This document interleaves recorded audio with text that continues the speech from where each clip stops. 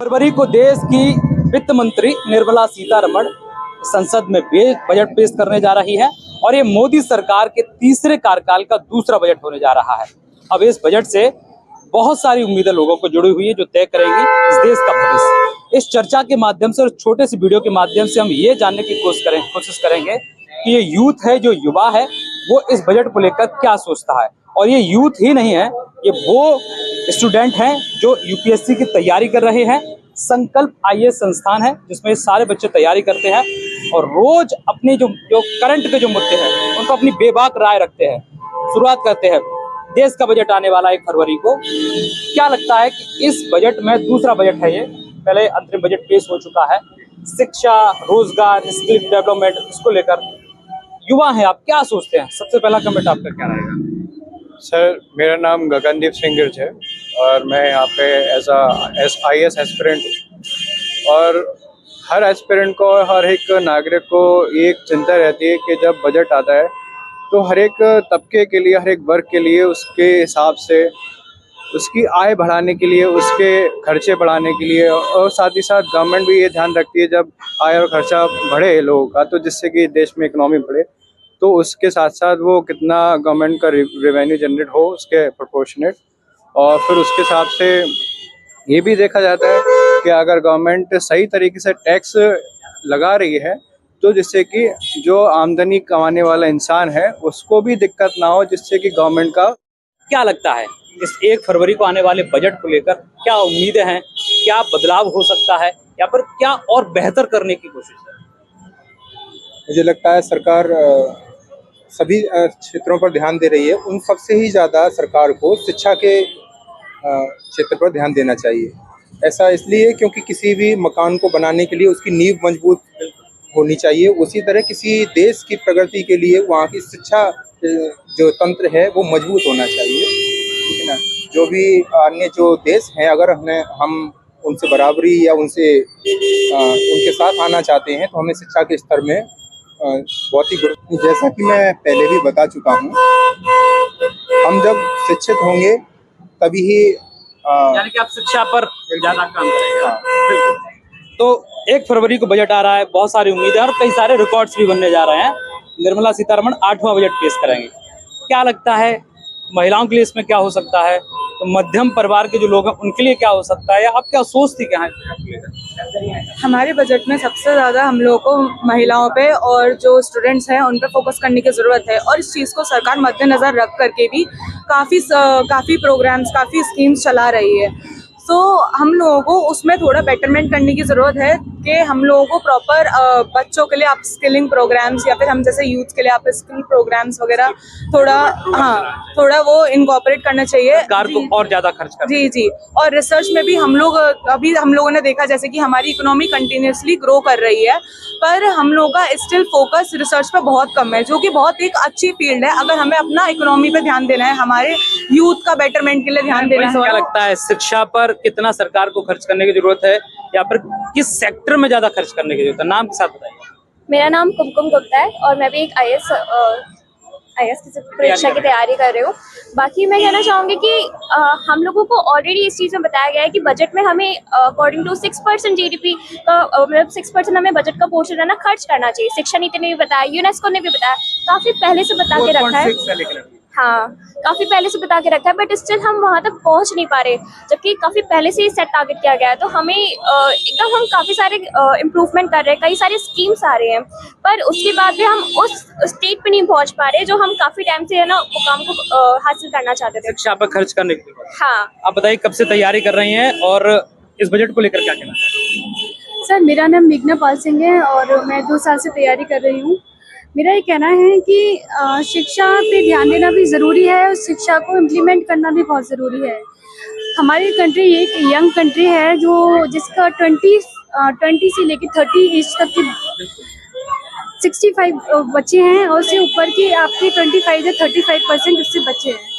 तो ये एक यूथ कंट्री है और यूथ हमारा बिखरा पड़ा है, एम्प्लॉयमेंट है नहीं है मार्केट में, लोगों के पास एक्सपेंसेस नहीं है, कर नहीं पा रहे हैं, वो अपनी फेस्टिवल्स एंजॉय नहीं कर पा रहे हैं, लोगों की लाइफ से हैप्पीनेस खत्म हो चुकी है। आपको बजट में ना कुछ बदलने का अगर मौका मिलता है तो क्या आप उसमें जोड़ेंगे या बदलेंगे? मैं सबसे ज़्यादा पहले तो मैं इंडस्ट्रीज़ पे काम करूंगी कि मैं एक कुछ इंडस्ट्रीज़ को शहरों तक सीमित न रह करके हर जगह रहनी चाहिए ताकि वहाँ का सब उन लोगों को एम्प्लॉयमेंट मिल सके बेसिक। देखिए, स्किल डेवलपमेंट हमारे लिए बहुत ज़्यादा इम्पोर्टेंट है। आजकल के प्राइमरी लेवल से देखा जाए तो स्किल डेवलपमेंट है ही नहीं है। जो पुराने लोग आते जा रहे हैं, स्किल डेवलपमेंट कम होता जा रहा है। तो शिक्षा के स्थान पे शिक्षा के संग संग स्किल डेवलपमेंट भी होना जरूरी है। और रही बात, रिसर्च और डेवलपमेंट भी होना चाहिए। जैसे इंडिया 1 से 2% खर्च करता है रिसर्च डेवलपमेंट पे, और जबकि इजराइल खर्च करता है 20% R&D पे अपना। तो इंडिया को अपना देखना चाहिए। और रही बात जो प्राइमरी लेवल पे है, इंडिया को PPP मॉडल अपनाना चाहिए, प्राइवेट पब्लिक पार्टनरशिप। बेरोजगारी एक बड़ा मुद्दा है, बड़ा हावी रहती है, सरकार को क्रिटिसाइज भी किया जाता है। As a youth, as a student, as a aspirants, क्या सोचते हैं आप? मैं सोचता हूँ कि बेरोजगारी बढ़ रही है, उसका कारण ये नहीं है कि सरकार नहीं कर रही है, इसका कारण ये है कि हमारे पास खुद पे स्किल्स नहीं है। और स्किल्स इसलिए भी नहीं है क्योंकि अभी जो स्कूलिंग सिस्टम जो हमारा फ्रॉम द वेरी बिगनिंग हम लोग एक्सरसाइज करते हैं कि रटो, पास हो जाओ और ख़त्म करो। दूसरा, हमारे जो बेसिक शिक्षा जिसका काम था कि गांव-गांव तक शिक्षा पहुंचाना, उसके जो बेसिक जो टीचर्स जो है, basic teachers, they are more engaged in other. इस सवाल में सबसे पूछ रहा हूँ कि अगर आपको बजट में अगर कुछ इंक्लूड करने का मौका मिले तो आप किस सेक्टर को जोड़ेंगे, किस पर खर्च ज्यादा करेंगे? अगर मुझे मिला तो मैं शिक्षा को, फ्रॉम प्राइमरी शिक्षा को ज़्यादा एम्फसाइज करूंगा, क्योंकि प्राइमरी शिक्षा हमारी शिक्षा पद्धति की एक फाउंडिंग नींव है। अगर स्ट्रांग होगी तो आगे की शिक्षा अपने आप स्ट्रांग होती जाएगी।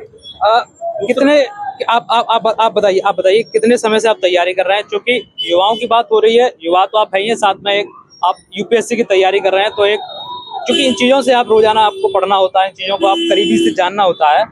क्या लगता है आपको कि इस बजट को आप किस तरीके से देखेंगे जो आने वाला है? मेरा नाम शिव है, मैं 2019 से तैयारी कर रहा हूँ सिविल सर्विसेज। बजट से मेरे जो कुछ पॉइंट्स हैं कि इन चीज़ों पर फोकस रहना चाहिए। पहला तो जो फार्म लॉज का जो इश्यूज़ है, क्योंकि हमारा जो ग्रोथ है, GDP ग्रोथ है, वो बढ़ती जा रही है, हम तीसरी अर्थव्यवस्था भी बनते जा रहे हैं, लेकिन एग्रीकल्चर वहीं डाउन होता जा रहा है, वो बढ़ नहीं रहा है। तो मेरी एक्सपेक्टेशंस ये हैं कि इसमें जो कॉम्प्लेक्सिटीज़ हैं लॉज में वो कम हो और एग्रीकल्चर में इम्प्रूवमेंट हो। आप भी आ गया, ये वीडियो बहुत चूंकि बड़ा होता जा रहा है, तो आप सीमित हमारे बुलेट पॉइंट्स में आप अगर चीज़ें बताएं, इस बार बजट से आपको क्या उम्मीद है? हर बार बजट में हम कुछ अच्छा ही देख रहे हैं। मुझे लगता है हमें फार्मिंग पर और ज़्यादा काम करना चाहिए, स्किल्स डेवलपमेंट पे काम करना चाहिए, क्योंकि सिर्फ स्टडी चीज़ों को आगे नहीं ले जा सकती। लोगों के पास बहुत सारा काम है जो वो कर सकते हैं, लेकिन वो जो प्रायोरिटाइज होना चाहिए वो हो नहीं पाता है। अगर आप फाइनेंस मिनिस्टर होती तो आप बजट में सबसे ज़्यादा खर्चा किस पर करती?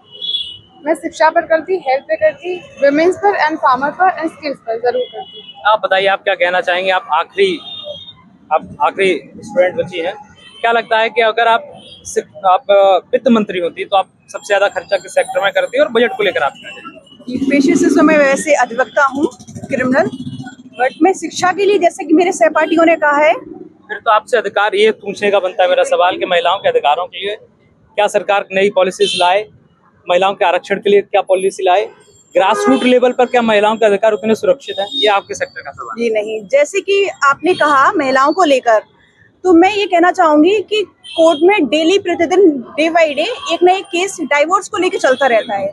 जैसे कि मेंटेनेंस में सायरा बानो 1925 में केस लेके आई थी, तो इस तरीके से महिलाओं की पीड़ा वो वही समझ सकती हैं। जैसे कि हिंदुओं में भी काफी ऐसा चल रहा है, मुस्लिमों को तो एक तरीके से कर रखा है, तो एक डाइवोर्स महिलाओं के लिए मैं कहना चाहूंगी कि अलग से प्रोविजन होना चाहिए बजट में। शिक्षा के लिए तो आमतौर पर है ही, और जो पीड़ित लोग हैं जिन तक शिक्षा नहीं पहुंच पा रही है उनके लिए भी बजट बनाने की अगर आपके हाथ में पावर होती तो किस सेक्टर में आप बदलाव करती, किस चीजों को आप जोड़ती, किस में ज्यादा करती? आखिरी सवाल। सबसे पहले तो मैं शिक्षा को लेके, और दूसरी बात महिलाओं की, जो डाइवोर्स महिलाएं हैं और जिन तक शिक्षा नहीं पहुंच पा रही है, जो छोटे बच्चे हैं, उनके लिए जो भी प्रोविजन जिससे ज्यादा से ज्यादा जो मुझसे हो सके वो मैं करूंगी। 1 फरवरी को संसद में बजट आने वाला है, और उससे पहले तमाम ये युवा हैं, युवा होने के साथ साथ एस्पिरेंट्स हैं जो इन चीज़ों को करीब से देखते हैं, हर रोज उन पर स्टडी करते हैं। बेबाकी से इन्होंने अपने उन मुद्दों को न्यूज़ 18 के कैमरे पर रखा, और साफ तौर से लगभग इस चर्चा का जो पूरा सार वो निकल के आया है कि इस बजट में युवाओं को शिक्षा के प्रति, जो शिक्षा के तहत जो पॉलिसी बनाई जा रही है, उसको सरकार को उस पर बहुत ध्यान देने की जरूरत है। मैं हरिकांत शर्मा, न्यूज़ 18 आगरा।